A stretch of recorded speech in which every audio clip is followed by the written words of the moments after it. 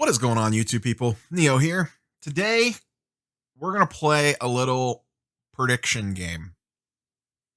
So, we did the whole breaking down all the different grading companies and their comps and their prices and their turnaround times and all that stuff. And I had some thoughts about predicting where things go from here. I want to fast forward in time to a little bit and kind of see how I think things are going to end up shaking out in regards to, let's just call it the grading wars, if you will. Because anytime you talk anything about a grading company, the other people's defense force rises to the call and comes to fight for their side.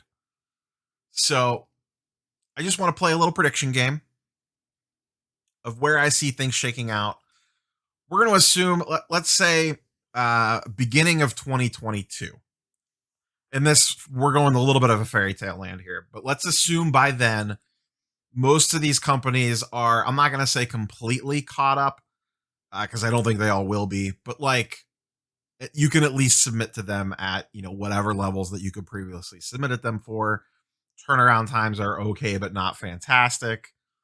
Just where do I see things shaking out? Let's start at the top. PSA will still be king. I got a lot of questions about this on the video the other day. Why do I think, or what makes PSA, or what made PSA go to the next level? I honestly think it's as simple as one thing. And I'm really going to blow your mind with this one. 10 is a bigger number than 9.5. I truly believe a large part of their dominance, as stupid as it sounds, has to do with the fact that when people buy cards, they want 10s. Not 9.5s, not 9s. It sounds stupid, but it is what it is. I really think that drives a lot of it. And I think if you were starting a new grading company today, if you do not make 10 your primary grade for a gem mint card, you are making a massive mistake. Like, that's one of the best things SGC has going for it, is that they have an SGC 10 and they have the 9.5 to fall back on. But 10 is their common gem mint grade. You could get an SGC 10 relatively easily, unlike a BGS 10 or a black label. But that's, that's not really what this video is about. It's a little side tangent there. So 6 months to a year from now, PSA is still the dominant player, but much like today, primarily they are the go-to for higher end cards. Either high-end base rookies like a LeBron Chrome or a Kobe or a Giannis, like Jordan, whatever, stuff like that. Like when it comes to, let's say, more modern base cards. The more upper echelon stuff like that. They are the go-to for your refractors, your hollows, your silvers, your prisms, anything colored like that. Especially for a main player, they are the go-to for stuff like that. Whoever the top 3 to 4 picks are, whoever the top couple quarterbacks are, whoever the first Bowman prospect is, their chrome cards and stuff like that will go to PSA. BGS. Before we get into BGS, PSA, so essentially they will move away from wanting to deal with, and I think their pricing will reflect this when everything shakes out. And I know that they've said that they want to, but I think unless you really want it for a set registry or something like that, or you're willing to wait a very long time, they are not going to be the place for a Kevin Porter Jr. base card or a Bo Bichette paper flagship Topps card. They are going to be exclusively for, not exclusively, but ridiculously high-end base cards and chrome / variation / color, whatever you want to call it. Beckett. I think Beckett ends up carving out a niche as the number 2 go-to for that stuff. The color, the variations, the prisms, all that jazz. They are the number 2 source for those types of things. However, They maintain their dominance when it comes to autos and thicker cards. So if you pull a Baker Mayfield booklet or a thicker 130 point whatever RPA of Trevor Lawrence or whoever, you're going to send that to BGS in the attempts to get a 9-5-10 auto. And like your first Bowman Chrome autos, baseball autos, maybe even non-baseball autos, basketball autos, anything auto, higher end stuff like that would potentially go to them. Like that's their niche. They are the number one go-to for thicker autographed patch cards and auto cards. They are the second choice for refractors, prism, hollows, silvers, whatever you want to call it. That's where I see Beckett eventually shaking things out. They still have the name brand. People really like the slab. People really like their subgrades. So they're not going anywhere. So I think they eventually carve out that niche for themselves. SGC. I think SGC's ultimate goal, and they would never say this, but I think the best thing for them is to carve out, just own the base card market. Sure, you could send whatever you want to any of these companies. I'm just talking in very general terms. SGC owns the base card market. You pull a we mentioned it earlier, Bobichette, Tops, Paper, Flagship, Series 1, whatever. You send it to SGC. Eventually, hopefully, they can come down off their $30 per card price point and make it that sort of stuff can be slabbed again. Because right now, I don't know where you send something like that to. Your mid-tier rookie paper baseball card, I don't know where that goes right now. But I think that would be perfect for SGC to carve out that market. Non-top tier Chrome rookies, the guys you're specking on, your end of the first round picks, second round picks, whatever, that stuff goes to SGC because it's a lower cost to grade. You could still get it back in a relatively decent amount of time, and you get the card slabbed up, flip it, move it, keep it, whatever you want to do with it. But I really feel like that's SGC's path to gaining a large foothold, is just own the base card market. I really don't think PSA wants to deal with it, and I honestly don't think Beckett wants to deal with it. So just own it. HGA.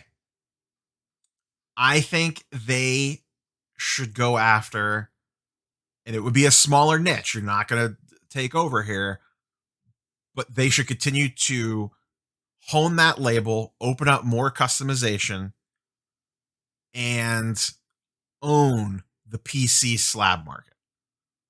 If you want to slab something for a PC, or you really want a card to specifically go into their label, they should absolutely own that. I don't think they're ever going to have the resale value of the big players, but I think they can run a very profitable and very good business just slabbing cards for PC, regardless of what it is. It could be a higher end card, a lower end card, a card that makes no sense to get slabbed, but man, it would really look cool with their sweet custom label at the top. The thing that I always think of, and I'd still like to try them for this, is grading Marvel cards. I know that's not sports cards, but it's the same concept, kind of. You see it with the Pat Tillman downtown, with the American flag on there. It looks absolutely fantastic slabbed up like that. I've seen some of their other stuff that looks great. I mean, just amazing in that slab. I've seen some things that don't look that good.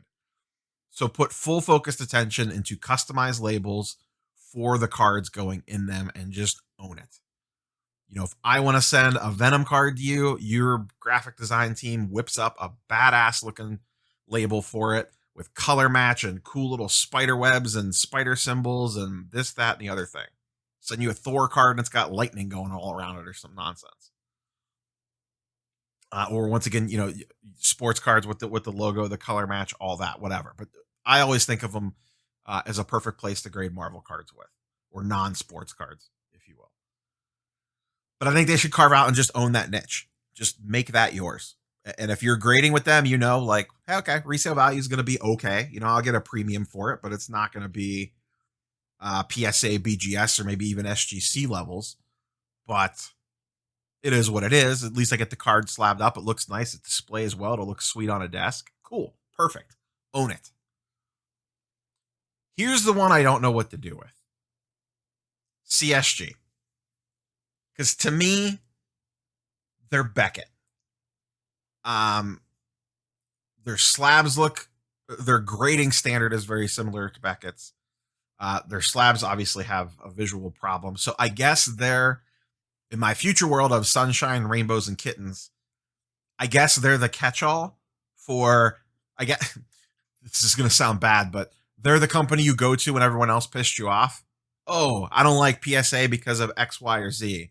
I'm going to CSG. Oh, I don't like Beckett because of the way they treated me about X, Y, or Z. I'm going to CSG. Oh, I don't like SGC because of X, Y, or Z. I'm going to CSG.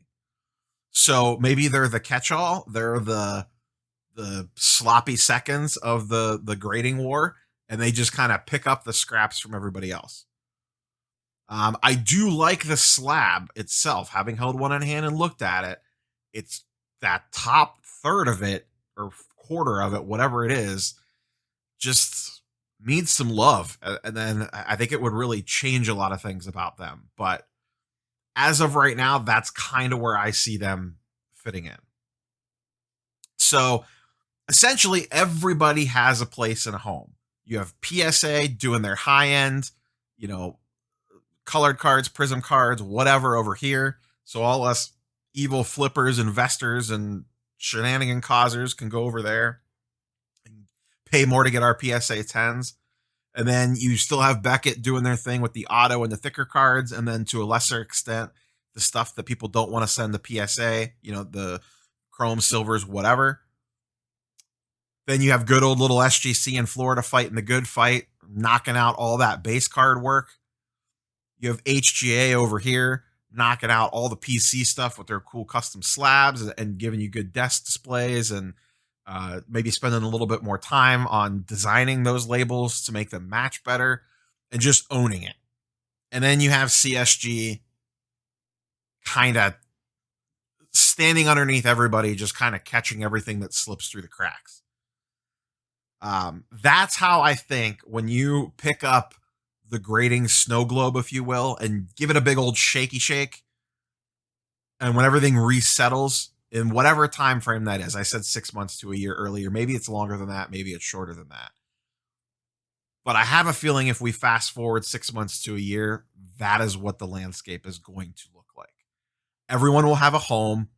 Everyone will be able to go to what they go to, but there are going to be certain cards that make sense going to certain places. One of the commenters on the video on Tuesday mentioned watching Elite 3 stuff and talking about how when he first started watching it, it didn't make sense to him when Alico was talking about, oh, this is a PSA card.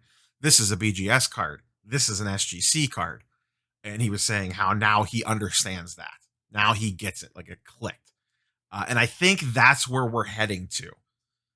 We're already there, I think. Like people know what they want to grade with which company, but the fact that the companies aren't open and you can't submit to them is the problem. So I think once that fixes itself, I think this mess is going to sort itself out. And each company is going to have their own little niche. So that's all I have for you guys and girls today. I can already hear the GMA Defense Force banging down my door because I did not talk about them. Sorry about your luck. But that's all I have for you guys and girls today. Like, comment, subscribe, and I am very curious for your thoughts down below. Do you agree with the Bob Ross picture that I have painted of the future of card grading and how these companies are going to shake out when we spin this clock forward 6 months to a year from now? Catch you guys and girls on the next one. Peace.